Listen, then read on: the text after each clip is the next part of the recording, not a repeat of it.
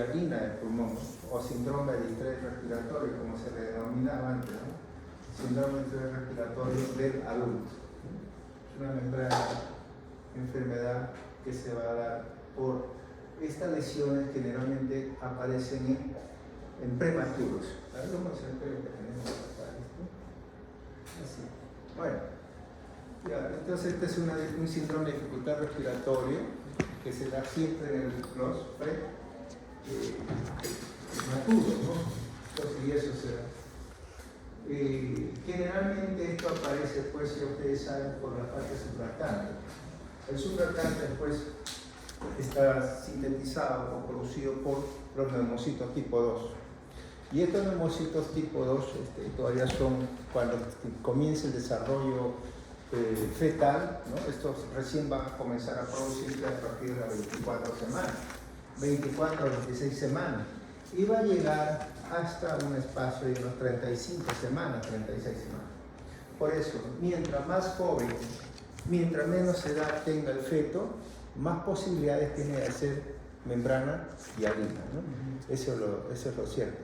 ¿Por qué? Porque todavía no está constituido ahí todo lo que es el surfractante del producido por los neumocitos 2. Este surfractante, que es una serie de proteínas que se van a dar, sirve para fortalecer a nivel de las 35, 36 semanas, entonces ya se va constituyendo el espacio alveolar con los neumocitos 1, ¿no? Y también los neumocitos 2. Y cuando se produce la respiración se va a ver una liberación de todo ese surfractante, y esta liberación va a bañar completamente a todos los alveolos. ¿Y eso qué cosa hace? Va a permitir que haya una resistencia, no haya un colapso. Entonces ya los alveolos se encuentran permanentemente abiertos, ¿no? Eso es lo que pasa ahí. Y siempre por eso que mientras menos edad tenga el fetito, más posibilidades tiene para hacer esta membrana hialina, ¿no? Entonces, eso es ahí lo que prácticamente ustedes tienen, ¿no? Entre un déficit de surfractante provoca esto de atelectasia. Es, bueno, como no va a haber, o sea, cuando nace el bebé, comienza la primera expiración, pero no va a haber neumocitos, entonces todos los alveolos se comienzan a cerrar, todos se comienzan a cerrar todito. Y ese cierre de los alveolos, que es lo que se denomina, es una atelectasia, ¿no? Entonces, pero esto también provoca cierto grado de alteración y de inflamación a nivel alveolar. Y esa inflamación a nivel alveolar es lo que provoca la producción de toda una proteína acidófila, ¿no? que son restos, ¿no? de celulares, restos macrófagos, leucocitos, y va a rodear a todo lo que es el alveolo. Y eso me va a producir entonces todas estas cuadros de lesiones, ¿no? Entonces aquí siempre vamos a ver que el paciente o el niñito comienza falta de respirar, comienza una taquimia, comienza una asfixia neonatal, una hipotermia, una apnea, y eso muchas veces esto lo puede llevar. Esto, si es que no mejora, lo lleva a la muerte. Bien, ahí tenemos un cuadro. Generalmente este no va a servir para dos casos, ¿no? Y esto no sirve para también la enfermedad, la última lámina que vamos a ver en la aspiración por líquido amniótico, ¿no? Entonces, ahí tenemos nosotros que siempre esto va a actuar en los niños prematuros generalmente, y ahí es donde va a producirse todo este cuadro. Muy bien. Eso le decía entonces que a veces esto conlleva a una serie de alteraciones. Y esas alteraciones, pues, a veces, normalmente nosotros podemos encontrar todo ahí, ustedes pueden ver en estas esquema, ¿no? Va a haber toda la formación normal, pero a veces hay un macrófago, también un neumocito tipo 2 que vamos a encontrar en pero estos neumocitos todavía están maduros. Cuando se produce este tipo de lesión, ¿no? Entonces aquí estos neumocitos pueden generar ¿qué cosas? Pueden generar, bueno, interleucina 6 o 8 o 10, ¿no? Eso genera. Y esto que va a condicionar va a condicionar de repente un aumento de la permeabilidad, ¿no?, a nivel vascular y la salida de los neutrófilos. Al salir los neutrófilos también se va a generar entonces, al ver esta migración, entonces se pueden generar también otras sustancias, como pueden ser ahí de repente las sustancias de oxígenos reactivos, ¿no?, el factor activador de las plaquetas, el factor de necrosis tumoral, y todo esto comienza aquí a afectar también. Entonces todos estos neutrófilos comienzan a afectar y se comienza a producir toda esta capita, esta capa que es eosinofílica, una capa proteínica, ¿no?, y esto es lo que se denomina la membrana hialina. Y esta membrana hialina, ¿qué cosa es? Se va a interponer en los cambios, pues, de oxigenación, ¿no? No va a dejar permitir que se produzca una oxigenación. Macroscópicamente ustedes ven acá, miren, este es un pulmoncito, los pulmones recién nacidos con enfermedad de membrana hialina son de tamaño normal, pero tienen un mayor peso y una apariencia sólida, roja y sin aire. Esto a veces cuando sacan estos pulmoncitos, normalmente lo que se debe hacer es sacarlo, y una vez sacarlos a veces se le pone en un vaso de agua, ¿no?, o en un recipiente con agua. Si esto no hay aire, entonces esto es sólido y se va al fondo del pulmoncito. Pero si tiene aire, entonces comienza a flotar, ¿no? Ese es macroscópicamente, eso vemos macroscópicamente los pulmones de recién nacidos, ¿no?, es de un color, si quieren, aspecto de hígado, tiene un color marrón, ¿no?, un color marrón de experiencia sólida, ¿no?, o rojo sin aire, ¿no? Entonces el tamaño es normal. ¿Bien? Eso es macroscópicamente lo que vemos en estos tipos de lesiones. Microscópicamente, ¿qué cosa es lo que vamos a ver nosotros? Bien, microscópicamente también ya está descrito, para hacer cosas más fáciles a ustedes, el tejido parece sólido. Mira, acá hay dos cosas, ¿no? Vamos a ver para todos estos, el tejido parece sólido, ¿no? Toda esta zona. Todo eso parecía como si fuese todo un componente sólido. Estos son espacios bronquiales, broncos. Acá tenemos mejor todavía otro aumento, ¿no? Y estos son tejidos sólidos. ¿Por qué se ve aparentemente sólido? Porque los alvéolos están colapsados, ¿no? Entonces, por eso se dice, tejido parece sólido con alvéolos poco desarrollados y colapsados. Entonces, a esto es lo que se llama, es lo que se llama una atelectasia.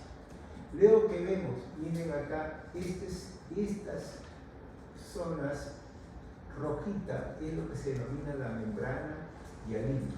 Y esta membrana hialina, ¿no?, reviste los bronquiolos respiratorios, conductos alveolares y los alvéolos, ¿no? Bronquiolos respiratorios, conductos alveolares y los alvéolos. Entonces ustedes ya tienen ahí la descripción clara, ¿no?, para que cuando le toque esto en el examen. Entonces simplemente es una atelectasia pulmonar, ¿no es cierto?, y con presencia de esta membrana hialina que rodea o reviste bronquiolos, ¿no?, conductos alveolares y alvéolos. Muy bien, esto es lo que nosotros vamos a ver, y acá se ve, bueno, esto ya es parte donde está también alterado, y algunas veces lo que vemos nosotros es la congestión vascular, ¿no?, congestión con el infiltrado inflamatorio provocado por esta misma lesión. Aquí vemos también todos estos espacios sólidos son alvéolos colapsados, ¿no?, y otros, miren cómo está esta membrana hialina que se forma alrededor de estos alvéolos. Congestión vascular, vaso muy congestivo, y extravasación de hematíes, inclusive están dentro de los espacios alveolares. Otra toma, estos son espacios bronquiales, ¿no?, espacios bronquiales, zonas sólidas, como ustedes pueden ver en el pulmonar, y estas son también los espacios que están revestidos con este material hialino, ¿no?, como se ve a mayor aumento, todos estos. Muy bien, este es entonces lo que correspondería, pues, a igual acá también, ¿no?, todo un espacio alveolar recubierto con estos componentes. Un panorama donde podemos ver también, ¿no?, las zonas sólidas, ¿no?, y zonas bronquiales, ¿no?, rodeadas. Todo acá se ve penita un tejido rojito, que acá lo vemos mejor, y esas son las membranas de ahí. Igual acá, membrana de ahí. Bien, eso sería entonces correspondiente a lo que es membrana de ahí. La otra lámina corresponde pues al tumor de Wills. Bueno, el tumor de Wills es otra, es una neoplasia maligna, ¿no? El tumor de Wills generalmente aparece en niños, ¿no? A veces entre los 4 años, 5 años aparece estos niños, ¿no? Y eso generalmente se ve hasta los 5 o 6 años, pero es muy raro verlo ya en gente adulta, ¿no? Es uno de las neoplasias malignas más frecuentes que se da en niños, ¿no? Esto se debe pues a un gen, a una alteración, ¿no? Una alteración que se encuentra el gen del WT1, es el WT2, y está localizado en el brazo corto del cromosoma 11p13. Ahí se encuentra la lesión. Eso es el origen, ¿no? Una alteración genética que se encuentra en el cromosoma 11.2 y que corresponde al gen del WT1, WT2. Esto generalmente, esta neoplasia puede estar acompañada muchas veces, ¿no?, acompañada de otros síndromes, ¿no? El síndrome de Beckwith-Wiedemann, el síndrome de Dennis-Drash, ¿no?, o el síndrome de Watt. Eso pueden estar acompañados alguna vez esta neoplasia. Bien, cuando estos niños crecen, generalmente se ve, lo primero que vamos a ver es un abdomen bastante voluminoso, ¿no? Y es que esto puede darse el caso de que la primera muchas veces que se da cuenta es la mamá, porque la mamá pone al hijo, al bebito, lo ve vaciosito, ¿no?, un abdomen bastante voluminoso. ¿Y eso por qué? Porque esto comienza a crecerse el riñón. El tumor puede ser unilateral o puede ser bilateral. Generalmente más es unilateral, ¿no? Y puede llegar a medir de unos centímetros, eso pueden llegar a 10, 12, 15 centímetros, pueden llegar a medir esos tumores, y eso es lo que hace pues una distensión abdominal. Y no tan solo eso, entonces vemos nosotros que macroscópicamente vemos una distensión abdominal por una formación de masa. Pero eso trae consigo otra cosa, trae consigo que aquí puede haber también problemas obstructivos y vasculares, y eso es lo que puede producir también ascitis. Y si está acompañado de otro componente adicionales a los síndromes, puede haber aniridia o puede haber algún tipo de alteración, ¿no? Bueno, desde el punto de vista, ¿qué cosa es lo que encontramos generalmente con estos niños?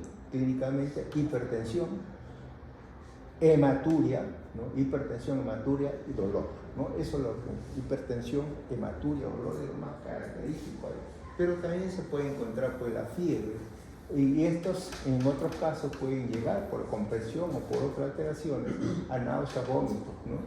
Y también a una disminución del apetito. Eso es lo que podemos encontrar en estos niños dentro del punto de vista clínico, ¿no? Entonces, esto es lo que...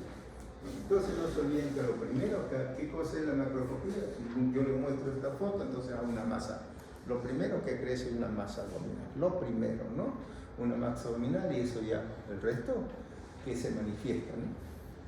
Hipertensión, fiebre, dolor, ¿no? Hematuria, que esto es bastante frecuente también, ¿no? Bien, este es el tumor macroscópicamente, como les digo, puede ser entonces, generalmente estos tumores aparecen en el polo superior, generalmente es unilateral, o sea, solamente afecta un riñón, y generalmente está también en el polo superior. Pero eso no quiere decir que ahí aparezca, ¿no? Por ejemplo, ahí está, ahí en la foto, hacia su lado izquierdo está en la parte media, pero miren el tamaño que ocasiona, ¿no?, la presencia de este tumor. Generalmente también está constituido por un tejido blanquecino, ¿no? Es un tejido blanquecino bastante sólido algunas veces, pero algunas veces también un tejido blanquecino delimitado, que puede presentar algunas veces espacios quísticos, ¿no? Ahí hay uno pequeñito, puede tener áreas de hemorragia, puede tener también áreas de necrosis, ¿no? Eso es dependiendo del estado degeneracional de que estos presente este cuadro. Hay aquí dos escuelas cuando se trataba esto. Bueno, era una escuela americana y una escuela europea, ¿no?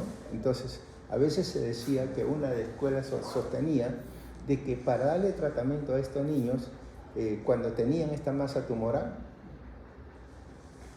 había que hacerle una biopsia.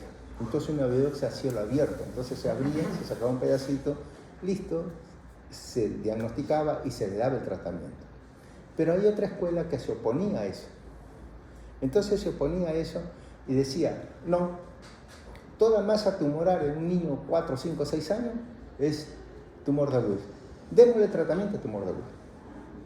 Entonces eso ha ocasionado una serie de controversias también, ¿no?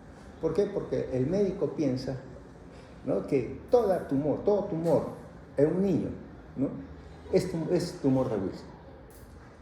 Y eso pues ya nosotros lo hemos visto hasta el cansancio, pero ya no se puede. Pues o sea, ahora dice, inclusive hasta la normativa, el protocolo dice, no, hay que dar tratamiento para que reducir el tumor y luego operarlo, ¿no?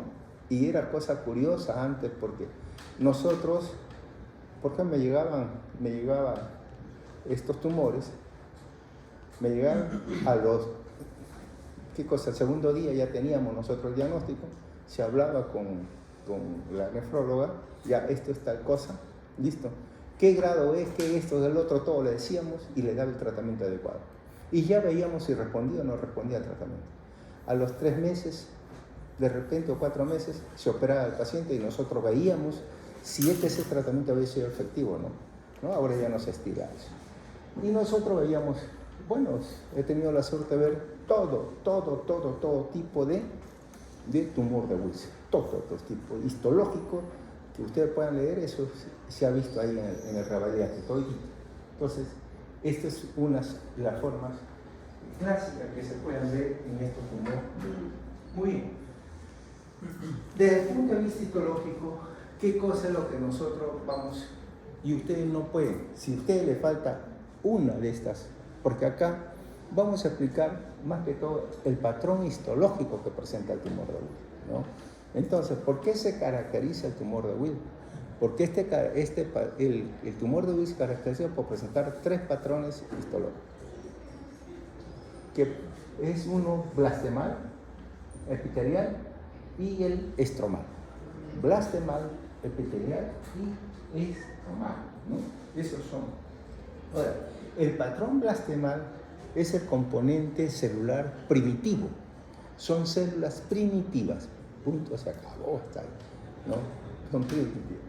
El patrón epitelial son el componente que puede ser los túbulos, o sea, está representado por el tejido epitelial, por los túbulos y también por la diferenciación de los glomérulos renales.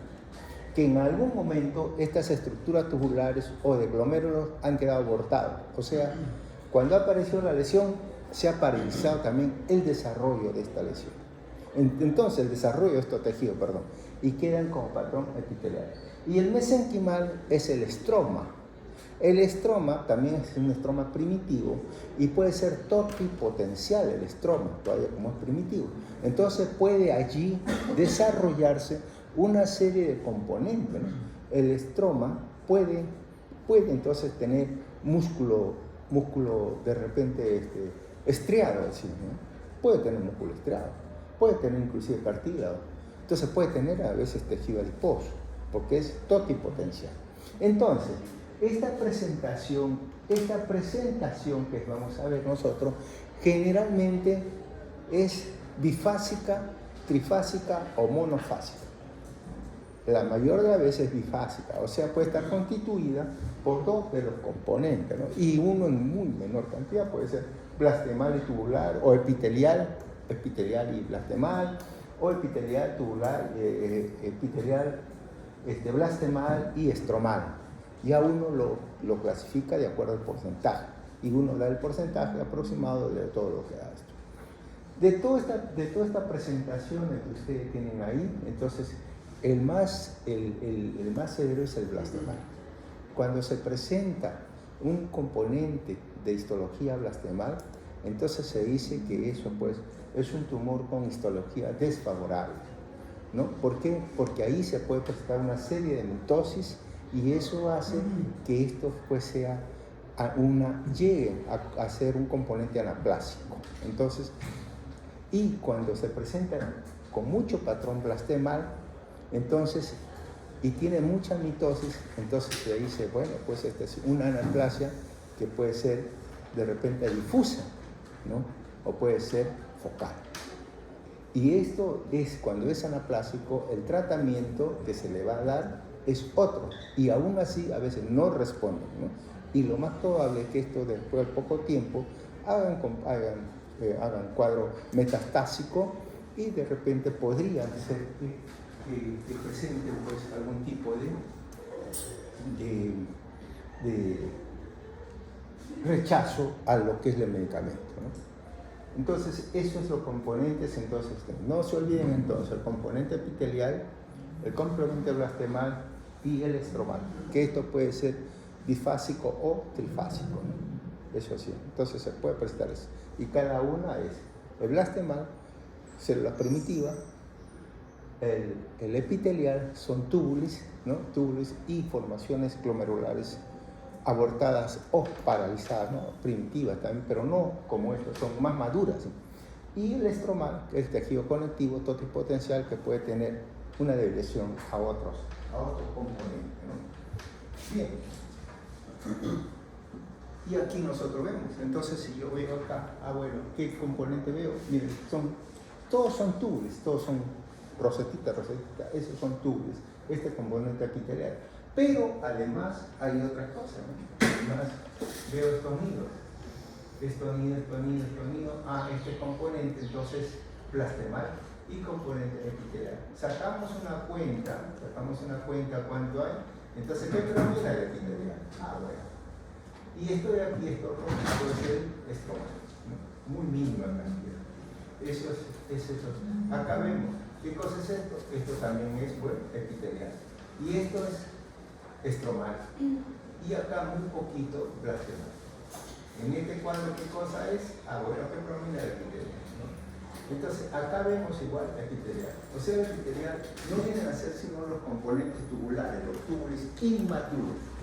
Eso es los túbulos inmaduros, eso es el componente epitelial, donde prima casi aquí en toda su expresión. Pero, ¿qué cosa hay? También nosotros podemos encontrar, lo que no he visto acá, podemos encontrar también el componente glomerular. Acá miren ustedes, ¿qué es lo que prima acá? Prima más el estromal, ¿cierto? Prima más el estromal y el blastemal. Entonces, esto es lo que nosotros vamos a determinar a qué corresponde esto, ¿no? Igual acá, ¿no? Epitelial y blastemal. Igual, miren, todo esto es componente blastemal, epitelial y estromal. Todo lo que lo rodea aquí es estromal, es el tejido conectivo, es el conjuntivo. Eso hay que tener mucho cuidado con eso. Entonces, yo no le estoy describiendo ahí, no estoy describiendo ninguno de los componentes histológicos, simplemente cómo es. El epitelial, ustedes ven, bueno, ¿qué forma tiene esas células? Entonces, todo este componente que es primitivo, bueno, son células primitivas nada más, ¿no? Entonces, el epitelial componente con esto es epitelial constituido por células primitivas, o sea, células, ¿no?, embriogénicas primitivas. Esta parte rosadita que es el estromal, bueno, ese es el componente estromal, tejido conectivo, tejido de sostén, que es totipotencial. Por esto de aquí puede haber una serie de desarrollos. Lo que más se ve en estos tumores es la que se presenta o que se diferencia en este estroma de repente a músculo estriado, ¿no? Y las otras, así como los tubitos ahí, un tejido epitelial, ¿no? Esos tejidos epiteliales son túbulos primitivos, ¿no? Eso es lo que vemos. Muy bien. Igual, acá también es importante, vemos aquí qué cosa vemos acá. Bueno, aquí, bueno, aquí ya da la impresión de ser un glomérulo, acá igual glomérulo, acá glomérulos. Entonces, esos son también el glomérulo como tubo corresponde también al componente epitelial, ¿no? Entonces, solamente que sean, nosotros lo llamamos glomérulos abortados, digamos, o sea, que hasta en pleno desarrollo apareció la lesión, hasta ahí no queda. Ahí y ahí, hasta ahí desarrolló. Son elementos también primitivos, pero bien, acá igual, miren ustedes cómo se ve un glomerulito, se está formando, aquí recién se comienza a formar, ¿no? Estas son formaciones de epitelial. Todo esto corresponde al área epitelial y esto corresponde al área estromal. Algunas veces esto puede estar pues lleno de necrosis cuando hay de repente respuesta al tratamiento. Porque ¿cómo responde este tumor al tratamiento? Este tumor responde al tratamiento mediante la necrosis. Entonces, ¿qué cosa es lo que va a producir el tratamiento que se le van a dar? Destrucción de este tejido. Y al producir destrucción de este tejido se responde, eso ya es en necrosis. ¿Cuál era la ventaja que nosotros teníamos cuando nos daban a nosotros las biopsias abiertas? La ventaja era en que cuando teníamos, y a los 2, 3, 4 meses nos llevaba el tumor, entonces veíamos la cantidad de necrosis. Si esa necrosis no llegaba al 30%, entonces ese tratamiento había sido malo. Pero otras veces llegaba al 90, 95% de necrosis. Entonces desaparecía, todo este tejido desaparecía, todo era necrótico. ¿Ahí qué teníamos que hacer nosotros? Buscar la zona que consideramos nosotros ya, que había menos compromiso tumoral o menos compromiso de necrosis, y esa zona es la que sacamos nosotros. El resto nosotros hacíamos necrosis 95%. Y lo que quedaba era tal cosa, tal cosa, tal cosa. Entonces lo curioso era cuando encontrábamos esto y encontramos si es que el resultado o si es que la terapia no era la adecuada, siempre encontrábamos un tumor de Wills anaplásico, o sea, con mucha mitosis. Sin embargo, cuando encontramos un 95% de necrosis, siempre un tumor de Wills epitelial sin anaplasia, ¿no? Ese es lo que encontramos nosotros muchas veces en esta lesión. Muy bien. Eso entonces correspondía al tumor de Wills. Igual también, ¿no? Entonces, para ver ahí el componente, cómo es este tumor de Wills. También, muchas fotos, igual. ¿Cómo se ve aquí? Bueno, ya estas son las células blastemales, cómo es la que se ve, cómo se ven irregulares, angulares. Bueno. Igual, ¿no? Tumor mixto, para ver simplemente todo ese componente.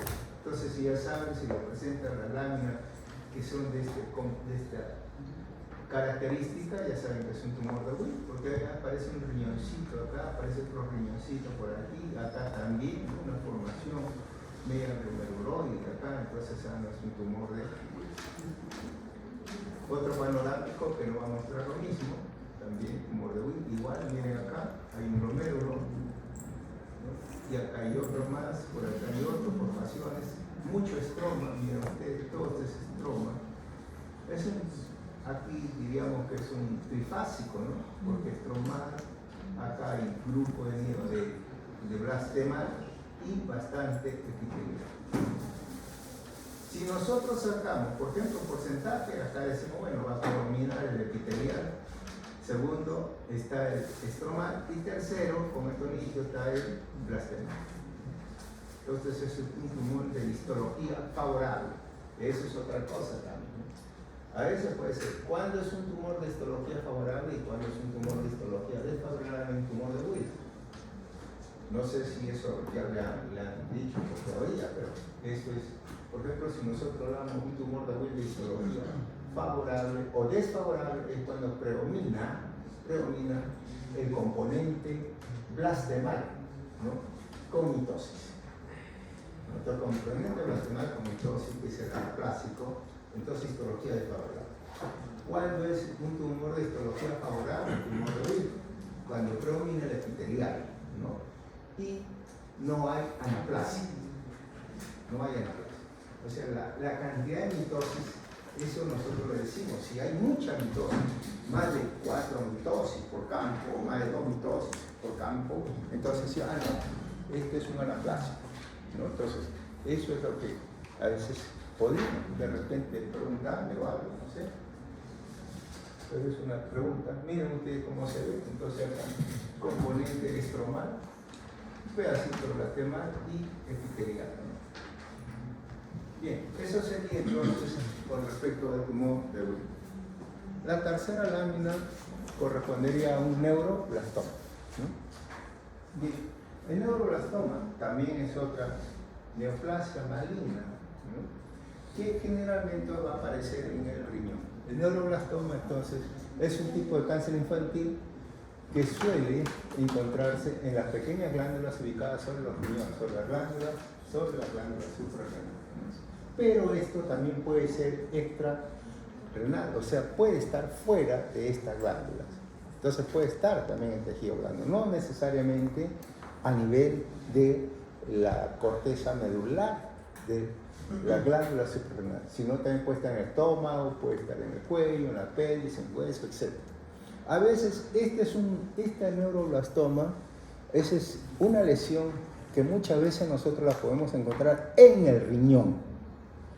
Y hemos tenido una serie de casos, no uno, varios casos en la cual se le ha encontrado un tumor al riñón y ¿qué cosa los oncólogos? Pediatras, tratamiento para tumor de Willis. Quintal de tratamiento y el niño no responde. Le sacan el riñón y no es tumor de Willis, es un neuroblastoma. Así de sencillo. Por eso es que a veces yo estaba en la corriente, yo estaba en los médicos que se decía que se debe hacer un diagnóstico previo antes de darle el tratamiento, ¿no? Pero habían otros médicos que defendían pues la escuela europea y que decían no, esto no es así. La escuela americana, una cosa, nosotros nos guiamos por esta escuela. Bueno, eran jóvenes y primaba a ellos. Y hicieron pues que su protocolo en base a eso, ¿no? Por eso pues nosotros, a pesar de que le demostramos a veces, aquí está tu resultado, este es el tratamiento que les he dado, este es el resultado que has tenido. Entonces, pero así es, ¿no? Entonces, este es neuroblastoma, entonces es un tumor, ¿no? Una neoplasia maligna que también se da en niños. Bien, generalmente el 25%, muchas veces los neuroblastomas, se encuentra una alteración genética del brazo corto del cromosoma 1, ¿no? En el lugar 1P35 y 36. Ahí generalmente encontramos. Bien, entonces tenemos nosotros que podemos saber lo que decimos generalmente en la glándula suprarrenal, pero no necesariamente ahí, sino también en otros extrarrenales también podemos encontrar, ¿no? Ya hemos dicho que a nivel de tórax, a nivel retroperitoneal, a nivel de la cabeza, etc. Entonces en cualquier parte podemos encontrar nosotros. ¿Qué edad de presentación tiene? Eso también es importante, ¿no? Porque mientras que el tumor de Willis aparece después de los 4 años, esto aparece antes de los 2 años. Entonces es un tumor que ya, inclusive se dice que si hay un ecografista acucioso, puede diagnosticarlo en vida útil. Entonces ahí podemos ver. Bien, síntoma principal, tumoración abdominal papal, masa tumoral, ¿no? Masa tumoral. Ahora, bueno, vamos a ver acá, el cuadro clínico puede variar, ¿no? La sintomatología puede variar y varía de acuerdo a la localización también del tumor, ¿no? Varía la localización, si está a nivel cuello, a nivel torácico, a nivel abdominal, a nivel renal, entonces varía todo eso. Sin embargo, acá la sintomatología incluye dolor óseo y una masa en el abdomen, ¿no? O en el cuello o en el tórax, de acuerdo, pues, masa tumoral, de acuerdo a la localización. Si está en médula renal, con una masa en médula renal, pero si está en otro sitio, entonces puede variar de acuerdo a la localización del tumor. Por ejemplo, acá tenemos a nivel abdominal, aquí donde tenemos. Entonces, diferentes localizaciones donde puede ver. Entonces, los signos y síntomas más comunes del neuroblastoma se deben a la presión que ejerce el tumor en la medida que va creciendo ese tumor. Entonces, puede ser un bulto, de acuerdo, como digo, masa tumoral, de acuerdo a su localización. Entonces, si eso puede presentarse de acuerdo a su localización, esto también, los sintomatologías que van a variar, ¿no? Algunas veces puede ser a nivel, por ejemplo, de ojos, ojos protuberantes, como ojeras, o dolor en huesos que puede diseminarse, o unos bultos azulados sin dolor debajo de la piel, etc. Entonces, toda esta sintomatología varía de acuerdo a su localización, porque esto no es exacto. Cuando está localizado, si hablamos ahorita neuroblastoma con localización a nivel abdominal, entonces ahí ya podemos hablar que una masa tumoral, distensión abdominal, ¿no? Entonces, y todas, malestar, todas estas manifestaciones muy similares, por eso se confunden, muy similares a veces a lo que se ven en el tumor, ¿no? Bien, y esto se presenta pues como una masa tumoral redondeada, ¿no? El tamaño varía también, el tamaño puede ser de 1 o 2 centímetros, como puede llegar hasta 10 centímetros. La superficie es hemorrágica, siempre roja hemorrágica, ¿no? Aquí lo tenemos, por ejemplo, a nivel de las suprarrenales, ¿no? Y imagínense usted todo el tamaño que ha figurado en esta lesión. Bien, ¿por qué se caracteriza esta lesión? Igual, si nosotros miramos, antes de describirla, miramos bien la celularidad, el color, todas esas cosas, entonces nos llama la atención. Acá no hay formación granular, no hay nada, ¿no? Entonces, nosotros vemos así, acá hay como una bolita, acá hay otra bolita, acá hay otra. Entonces, y acá el color azulado, mire usted, medio azulado, acá igual, también medio azulado, hemorragia, ¿no? Hemorragia. Estas son células, son células pequeñas, redondas, ¿no? Son neuroblastos, se le llaman a estas células, son neuroblastos, así se les llama. Y esos corresponden a células pequeñas, células redondas, células azules, ¿no? Y células azules que se ven ahí. Ahora, ¿cómo lo describiría? Entonces, en principio, yo digo, ¿qué estructura tiene? No lo sé. Es una neoplasia indiferenciada. Y esta es una neoplasia maligna indiferenciada y está constituida por células pequeñas, redondas, azules, ¿no? Si quieren la otra manera, neoplasia maligna indiferenciada, constituida por células pequeñas, redondas, azules, ¿no? Hasta ahí llegamos. ¿Con presencia de qué? Con presencia de una estructura rosetoides. No, esa es una roseta de Homer Rice, no, esas son la presencia de esa estructura rosetoide. Eso es lo que vemos, y acá lo vemos. Y efectivamente, pues, tiene forma, no sabemos. ¿Qué forma tiene? ¿Tiene estructura granular? ¿Qué cosa tiene? No, es indiferencial. Eso es lo que a veces, cuando eso nos llega a veces nosotros a la congelación, nos llega ahí, y usted el diagnóstico lo tiene que dar ya en 5 minutos, ¿no? Entonces, es una neoplasia maligna indiferenciada de células redondas azules, le llamamos. Punto, listo. Ahí se va. Ya, entonces ellos ya saben. ¿Por qué? Porque podemos hacer una serie de diagnóstico diferencial también con eso, ¿no? Entonces, hay neoplasia maligna indiferenciada a células redondas azules, con presencia de la pseudoroseta de Homer Rice. ¿Ustedes ven ahí? Ahora sí se ve la rosetita, qué bonita se ve, cómo se disponen ahí todas esas estructuras, ¿no? Como si fuesen una palizadita, ¿no? Estas son las rosetas de Homer Rice. Y todo eso está constituido por células neuroblásticas, ¿no? O sea, son neuroblastos malignos. Ahora usted ya sabe, si esto le toca en el examen neuroblasto, blastoma está la célula, son neuroblastos. Entonces son técnicamente neuroplastos. ¿Y eso cómo la describí así? Ay, no sé, es media azulada, media morada, así se ve. Neoplasia maligna indiferenciada, ¿no? a células redondas azules, con presencia, miren, lo tienen ahí, con presencia de la roseta o pseudo-roseta de Homer. Punto, se acabó. Lámina de examen, con seguridad. Bueno, vamos a ver entonces. ¿Ven? Acá, miren, acá, uy, la roseta casi no se. Y acá sí, de repente van a poner un linfoma, ¿no? Ponen ahí, este es un linfoma. ¿No? De repente ponen ahí. Entonces ahí todas son neoplasias redondas. Es que dentro del diagnóstico diferencial también entra a tallar linfoma, ¿no? Dentro del diagnóstico diferencial, ¿no? Bueno, pero es así. Entonces, un linfoma de Hodgkin, esclerosis nodular, pone ahí con un nodulito. Bueno. Entonces esas son las células. ¿Viste? Igual se ve, miren ustedes cómo se ve a mayor aumento y a las estructuras receptores, ¿no? Y ahora sí, bueno, pues la morfología que se ve. Esta no adopta ni un patrón glandular, ni un patrón estromal, nada, no adopta nada, o sea, por eso es indiferenciado.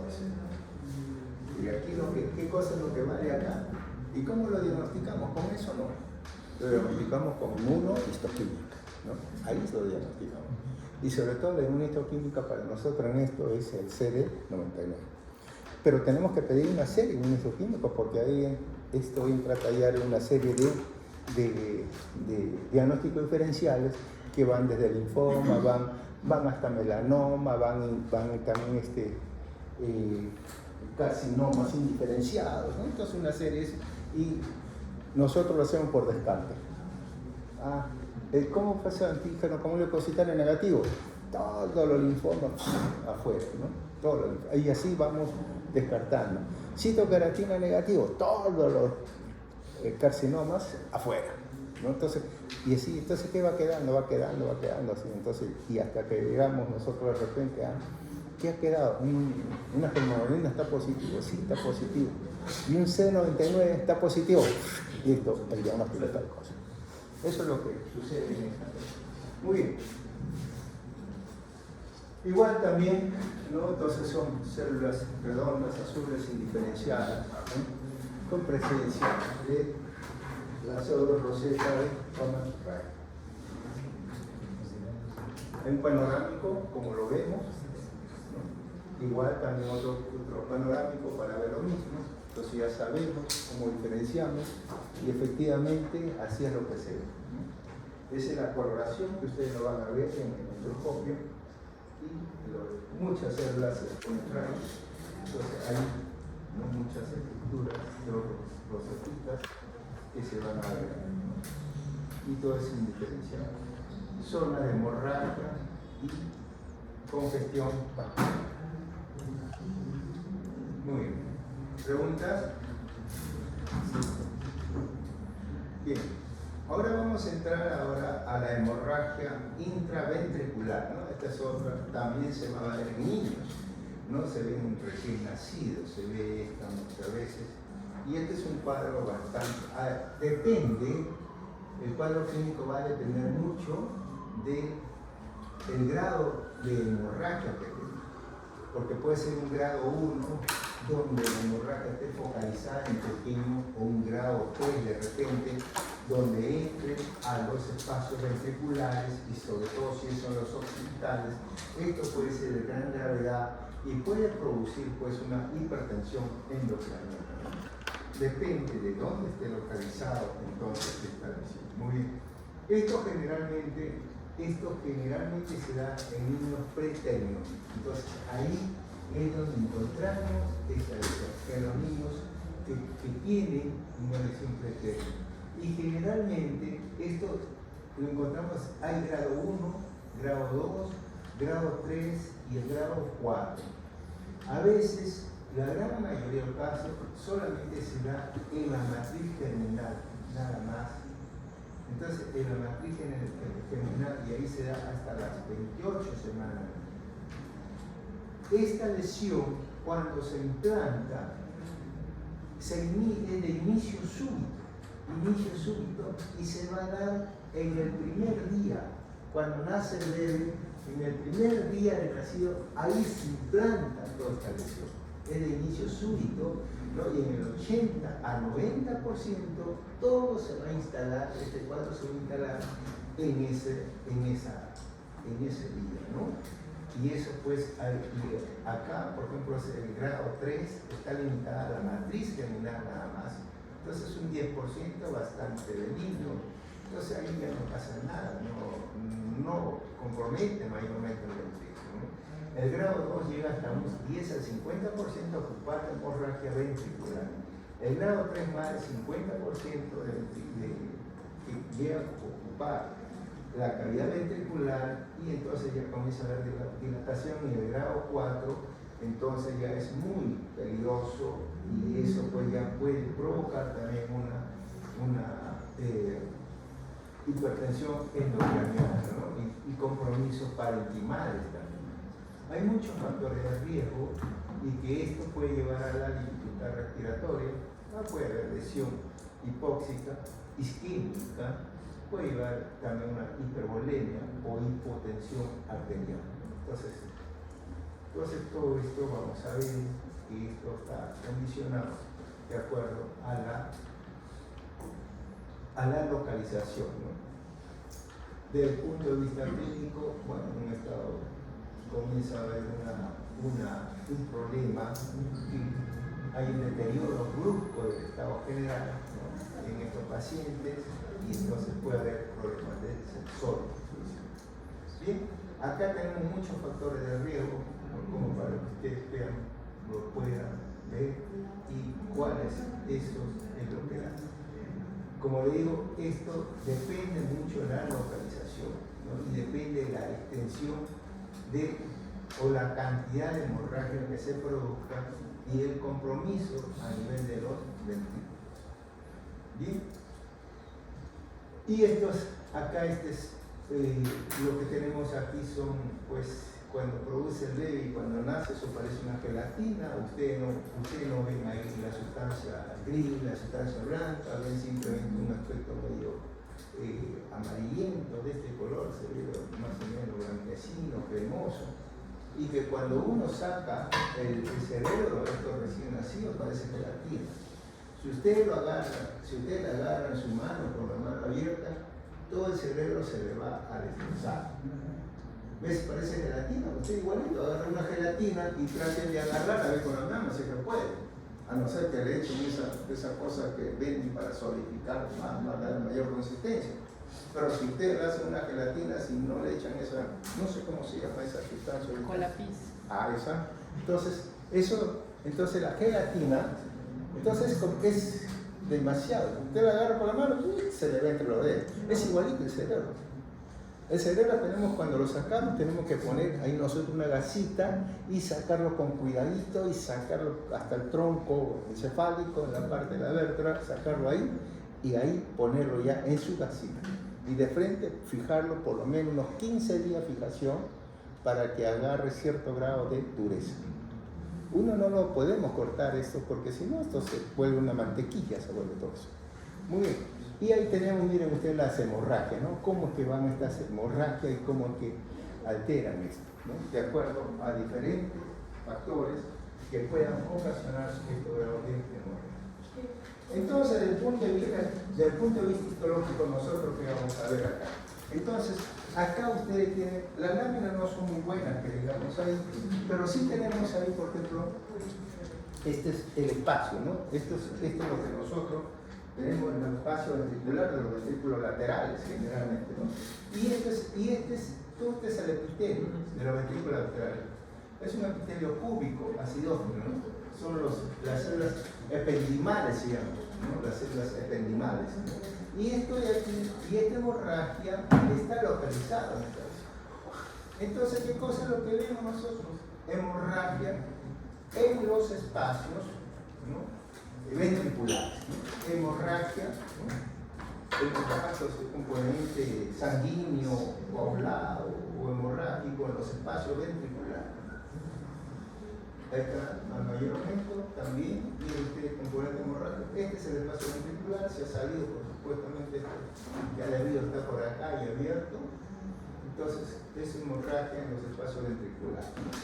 Entonces, cuando sí es posible que le llegue esta lámina, ustedes vean esto, este es ventrículo lateral, y esto está recubierto por celdas apendimales, ¿no? Son celdas apendimales que recubren la pared de los espacios ventriculares. Y este es el parénquima cerebral, y acá tenemos nosotros la hemorragia intracerebral. Y acá tenemos algunas celulitas del componente encefálico, y esto pues es la hemorragia. Ese es yo creo que es lo más simple que hemos tenido. Esto es hemorragia intracerebral histológicamente, porque se caracteriza por presencia de coágulo sanguíneo o de componente hemático en los espacios ventriculares. Se acabó, ¿no? Disculpe, doctor, ¿y la hepatogenia sería?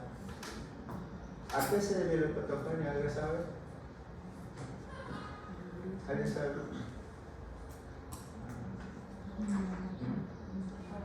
¿Algún defecto genético? No has tomado. Nadie se ha dado cuenta. ¿A qué se debe esto? ¿En qué niño se ve esta lesión? ¿Ah? ¿En qué niño se ve esta lesión? Wow. Mira.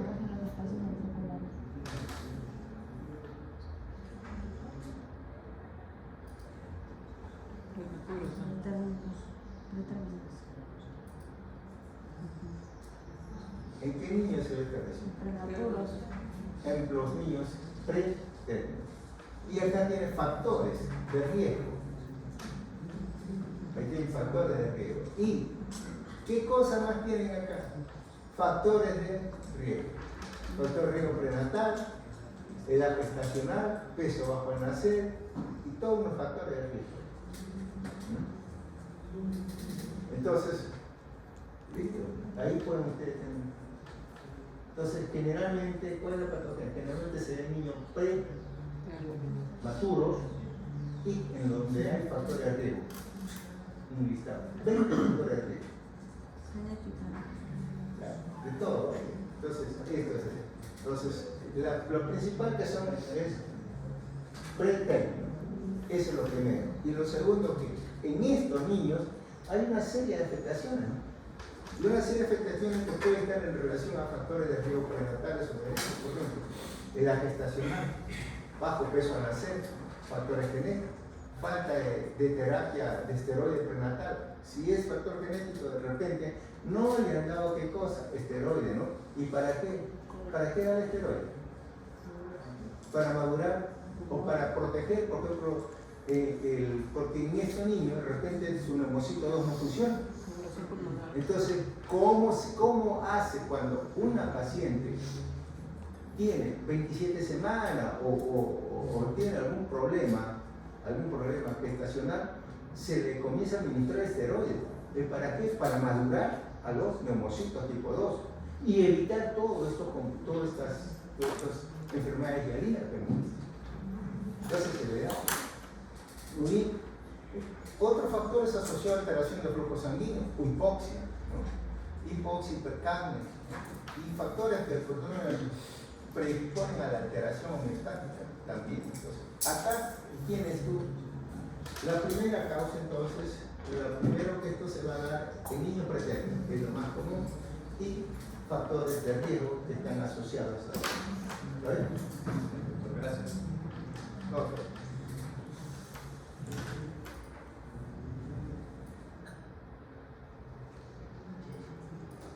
Bien, vamos a ver el riñón poliquístico. Bien, el riñón poliquístico también es otra neoplasia maligna, ¿no? Que se puede presentar en niños, ¿no? En niños, y también se puede presentar en adultos. Miren ustedes ahí cuando uno hace una necropsia, así es lo que sacamos a veces, y miren el tamaño del riñón, ¿no? Entonces el tamaño es inmenso, un niño bastante barrigoncito. Y lo que pasa es que este riñoncito a veces tiene un crecimiento bastante grande, ¿no? Y eso pues produce una distensión. Y esto generalmente puede ser heredado en forma recesiva o autosómica dominante. La patología del riñón poliquístico, ¿no? Recesivo generalmente se encuentra en niños, y esto a veces es incompatible con la vida. Cuando estos niños presentan, el riñón deja de funcionar muchas veces y entran estos niños a diálisis, ¿no? En todo caso, ver la manera de hacerle un trasplante. ¿Bien? Y en los adultos también se presentan con la misma característica, por eso se llama enfermedad renal poliquística del infante y enfermedad renal poliquística del adulto. Generalmente en el adulto es autosómica dominante, entonces no se presenta de inmediato. Si no se presenta muchas veces después de los 40 años, ahí recién se presentan las manifestaciones clínicas en el adulto. Sin embargo, en el niño, no. Bien. Esta malformación congénita, bueno, generalmente es macroscópicamente, miren ustedes, así, hasta el colorcito que ustedes ven, es el color que se muestra macroscópicamente. Y la superficie de corte igual.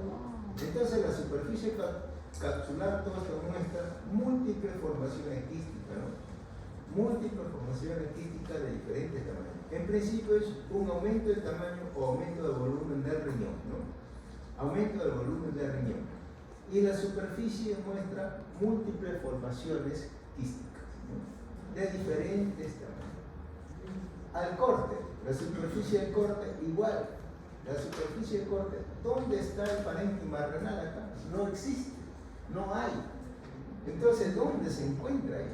Todo esto ha sido reemplazado por quistes, por múltiples cavidades de quistes, ¿no? De diferentes tamaños. A veces se dice que estos quistes pueden estar localizados a manera perpendicular a nivel de la corteza y a nivel de la medular puestos al azar, ¿no? O sea, de cualquier forma, o sea, no hay una posición, es irregular. Entonces, y todo esto le da, esta cavidad quística le da un aspecto descompuesto. Entonces, ¿yo qué cosa diría? El riñón, para comenzar, es un riñón aumentado de volumen, ¿no? Con una superficie que muestra múltiples cavidades quísticas de diferentes tamaños. Al corte, parénquima renal reemplazado también por quistes de diferentes tamaños, ¿no? Parénquima renal reemplazado por quistes de diferentes tamaños. Punto, se acaba con eso. Eso es perpendicular, todo eso ya. Entonces, aquí lo que vamos a ver. Ahora, lo curioso es que cuando nosotros vemos esto, por ejemplo, yo tendría que poner estos tallitos, estos tabiques, o estas zonas gruesas, o esta zona de acá. Esa tendría que ver para ver si acá hay o no hay componente renal. Y eso es lo curioso que vemos acá, ¿no? Acá, aparentemente, todo el riñón todo el parénquima renal está comprometida, pero en estos tabiques interquístico, ahí hay restos de riñón. Y curiosamente, dentro del punto de vista histológico de lo que vamos a ver nosotros, miren ustedes ahí cómo está esto. Bueno, es un corte también realizado con la cantidad de quistes que se ve ahí, de diferentes tamaños. Bueno, los síntomas que hay. Bueno, ¿qué cosa es lo que vamos a ver acá? ¿Hay anomalía en la función renal? No hay pues función renal, dolor en la zona renal, también hematuria, proteinuria, hipertensión arterial y a veces progresión a la enfermedad renal, ¿no? Todos esos son los síntomas que pueden ocasionar cada uno de ellos. Entonces, siempre esto en niños, generalmente en niños esto va a llevar a una hipofunción renal. O sea, el niño va a llevar a necesitar muchas veces de diálisis renal, ¿no? Además de la zona tumoral, de la masa tumoral, que es bastante evidente, ¿no? El dolor, hematuria y proteinuria, la hipertensión y progresión a la insuficiencia renal, ¿no? Eso es lo que vamos a ver. Muy bien. La causa de esto, ya ustedes lo tienen también, hay como causa que lo que produce cada uno. Bien. Igual acá es lo mismo lo otro, solamente que está un poquito ya esquematizado. Eso es cierto. Bien, este es el riñón poliquístico. Aquí se van a hablar dónde se originan. Siempre esto se origina en los túbulos renales y los conductos renales. Eso es lo que va a hacer. Toda esta lesión poliquística va a tener su origen a nivel de los túbulos y los conductos renales. Eso es. En los glomérulos no tienen por qué afectarse, ¿no? Entonces ahí tenemos nosotros. Y eso es lo que vemos nosotros acá. Esto ha sido tomada, esta parte de tejido ha sido tomada en los tabiques interquísticos para ver. Otra forma, y aquí tenemos nosotros, es un glomérulo y unos túbulos. La característica es de que este tejido renal, que lo vamos a encontrar nosotros en el espacio o en el tabique interquístico, está constituido por tejido renal maduro, no tejido renal inmaduro, no, tejido renal maduro. Esa es la característica. Porque si nosotros encontramos que este tejido renal es inmaduro, eso deja de ser una enfermedad renal poliquística del infante y se convierte de repente en una displasia renal. ¿Por qué? Porque en la displasia renal hay múltiple quiste, pero la diferencia está en que entre los espacios quísticos voy a encontrar tejido renal inmaduro o embrionario, en desarrollo. En cambio acá no. Acá en los espacios quísticos voy a encontrar tejido renal maduro. Esa es la gran diferencia que hay, ¿no? Por eso y tenemos que demostrar nosotros. Y ahí tenemos los glomérulos también. Y todos los túbulos no tenemos esa característica que hemos visto en tumor de Wilford. Ahí son túbulos y conductos, bien. Algunos vasos dilatados que se pueden encontrar. Un estroma también que se puede encontrar normalmente, ¿no? Y ahí seguimos viendo que son túbulos. Entonces comienza a presentarse esta alteración genética a nivel de los túbulos y conductos, ¿no? Que se van a dar, ¿no? Pero en estos espacios, ¿no? Todos van a ser maduros. Todas las células que se encuentran son, aquí tenemos nosotros, por ejemplo, ya mayor dilatación, la dilatación de los espacios quísticos que nosotros vamos a encontrar, ¿no? Algunas paredes muy delgaditas, pero aún así, dentro de estos espacios, podemos encontrar nosotros, dentro de esto podemos encontrar componente renal maduro. Acá, componente renal maduro. Entonces, esto es lo que tenemos que ver y tener en cuenta bien en esta visión. Acá ves, ¿no? Algunos túbulos dilatados, otros menos dilatados, y un estroma, pues, a veces con congestión y con presencia de elementos maduros, ¿no? Todo eso es. Acá tenemos igual, miren ustedes acá, todos esos túbulos maduros. No hay acá, no hay ningún rezago embriónico ni nada, ¿no? Esa es la característica que nosotros vamos a encontrar igual. Para ver, a veces son células cúbicas del núcleo redondo central, que es lo característico que van a presentar estas células. Y en algunos casos pueden ser distendidos o aplanados. Este es un panorámico donde también vemos las dilataciones, ¿no? Grandes dilataciones y pequeñas dilataciones. Ese es un panorámico que vamos a ver. Igual, miren, estos son los espacios interquísticos y cómo va a ser nuestra gran cantidad de túbulos dilatados, de diferentes tamaños, unos a otros. Igual, también. Bien. Eso es entonces lo que corresponde a todo lo que es una enfermedad fibroquística de la mano. Esta también es por una alteración genética, ¿no? La siguiente lámina corresponde a aspiración de líquido amniótico. Esta aspiración de líquido amniótico es otro de los temas que a veces en algunos niños o en algunas mamás suelen presentar, ¿no? Y esto a diferencia de la enfermedad hialina que habíamos visto, esto es lo inverso, que aquí ya no se da en prematuro, sino se da en posmaduro.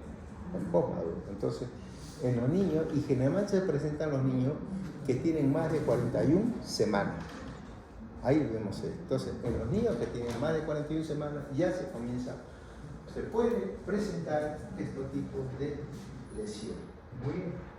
Entonces aquí otra vez tenemos el mismo cuadro, que esto pues a veces se da pues aspiración por líquido amniótico, ¿no? Y también, ¿por qué este cuadro de aspiración líquido amniótico daña también a los neumocitos tipo 2? Porque eso es una de las propiedades que tienes. Pero ¿qué es lo que sucede con el líquido amniótico? Lo que pasa acá mucho tiene que ver, a veces puede ser el estrés. Si el niño comienza a madurar y ya está en edad de salir, ¿no? O sea, ya de producirse ya el parto, pero hay circunstancias en que a veces no se va a dar. A veces la contracción o la contractibilidad uterina puede ser una de eso. Cualquier tipo de alteración va a causar un estrés a un estrés. ¿Y por qué se aspira este niño? Se aspira porque, bueno, ese estrés, ¿qué cosa? Lo que va a ocasionar la hipoxia, ¿no? Una hipoxia va a haber ahí entonces. Y al haber hipoxia, ¿qué va a haber ahí entonces? La hipoxia hace pues de que va a ocurrir que este nervio vago comience a liberar dos cosas, comienza a producir dos cosas. Un aumento de peritaltismo a nivel intestinal del feto, comienza a aumentar el peritaltismo y comienza a haber una relajación del esfínter, ¿no? Entonces, si nosotros sabemos ya que este meconio es estéril en sí, ¿no es cierto? Pero al haber una hipoxia, entonces va a haber un esfuerzo al bebé. ¿Qué va a hacer el bebé qué hace usted cuando falta aire? ¿No es cierto? Entonces, comienza. Y al haberse ese estrés que ha producido esa hipoxia, y eso va a producir a nivel de vago, entonces, acá, a nivel intestinal, un aumento de peritaltismo y una relajación de esfínteres, sale todo el componente del intestino. Todo el componente. Entonces, todo esto sale y el bebé comienza en su desesperación.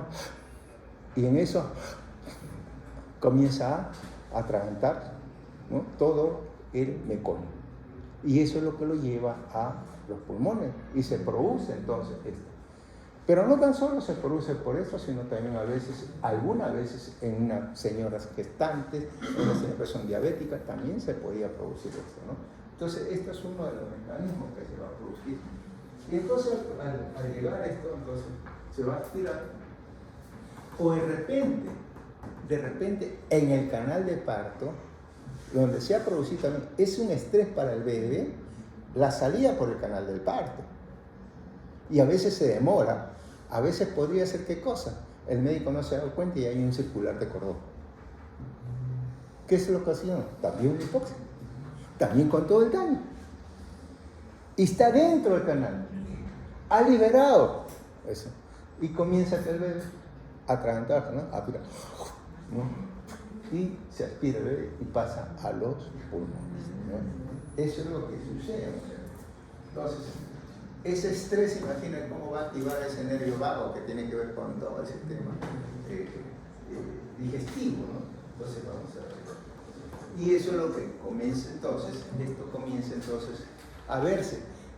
Es muy fácil porque a veces en el cordón umbilical, en la placenta se ve ya un tejido verde. O sea, esto comienza a figurar, pues, comienza a veces. Algunas veces se dice también, me había olvidado, que a veces el bebé está naciendo y el solo hecho también ese de fibrar, de comprimir el cordón umbilical, entonces también le produce a ellos una alteración. Bien, y ustedes ven, miren ustedes el pulmoncito, ¿cómo lo ven? ¿No? Medio verde. ¿Y por qué? Porque se ha aspirado ese niño. Entonces, eso es lo que se produce, macroscópicamente el pulmón se ve de un color marrón verdoso, ¿debido a qué? Debido a la presencia de todo el componente que es, ¿no? el meconio, ¿no? Meconiano. Muy bien. Ahora, ¿qué es lo que sucede acá? Acá sucede que algunas veces se ven pulmones dilatados y otras veces se ven los alvéolos colapsados, ¿no? Eso porque esto puede ser total, o sea, puede ser un total, o sea, se puede ver todo un colapso difuso o puede ser parcial, ¿no? Entonces, en esto no es como la membrana hialina, puede ser total y puede ser parcial. Podemos encontrar nosotros alvéolos dilatados, ¿no? Y podemos encontrar también áreas atelectásicas. Ahora, podemos encontrar también como esto ¿qué es lo que sucede? El meconio va a influir sobre los neumocitos tipo 2, lo va a inactivar. Entonces, al inactivarse, entonces, ¿qué produce? Cuando uno produce la primera inspiración, ¿no? Entonces hay salida de todo el componente del surfractante. Pero como está ahí el meconio, no deja salir nada, no deja actuar al neumocito tipo 2 y claro, no abre ese pulmón, se atelectasia. Y en otro sí pueden abrirlo. Esto hay que darle tiempo, ¿no? A veces se dice, bueno, hay que ver qué sucede en estos 3 días siguientes, porque ningún pediatra, cuando sucede esto, ninguno le va a decir, no, mañana se me acora, no pasó semana, nada. Vamos a ver cómo responde el organismo. El organismo responde y hay que darle tratamiento, porque aquí se va a producir también una infección. ¿Por qué? Porque esto produce, al final es un proceso, una neumonitis química, se le llama esto, ¿no? Lo que va a producir acá. Y hay que darle tratamiento de oxígeno, hidratación y también tratamiento antibiótico gráfico. Muy bien. Y eso es lo que vemos nosotros. Entonces, ¿y qué es lo que se produce acá? Miren ustedes ahí. Algunos alvéolos están abiertos y otros están colapsados.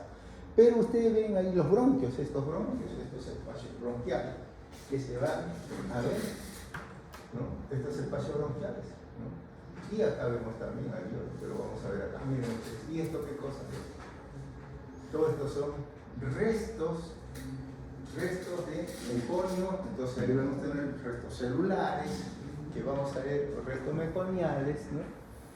Y que se van a encontrar a nivel de los alvéolos y a nivel de los bronquios, ¿no? Bronquiolos, bronquios y los alvéolos. Eso es lo que vamos a encontrar en estas zonas. E inclusive, acá se ve mucho mejor, miren ustedes cómo se ven estos restos celulares, que puede estar acompañado inclusive de componentes inflamatorios. Miren ustedes cómo se ve.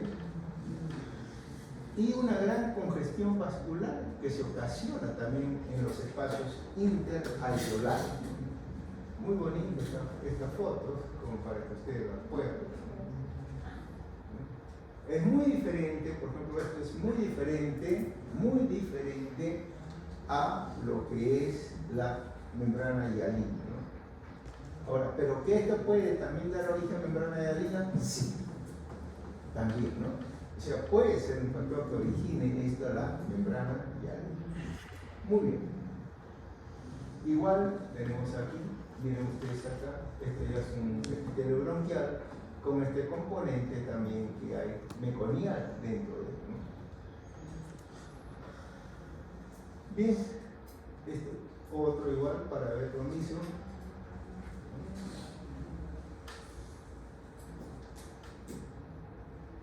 Se repite esta foto. Este es un panorámico donde nos muestra ya a veces por unas áreas, algunos alvéolos abiertitos y generalmente aparece como una masa sólida acá, ¿no? Acá tenemos espacios bronquiales, que esos también están llenos de este material. Acá ven, espacios bronquiales y áreas atelectásicas, ¿no? Todas son áreas atelectásicas. Y acá hay algunos alveolos también, un poco dilatados. Y en esos espacios bronquiales está completamente lleno de material meconiano. Todos son proteínas, todos son elementos restos celulares que se van a encontrar normalmente en esa.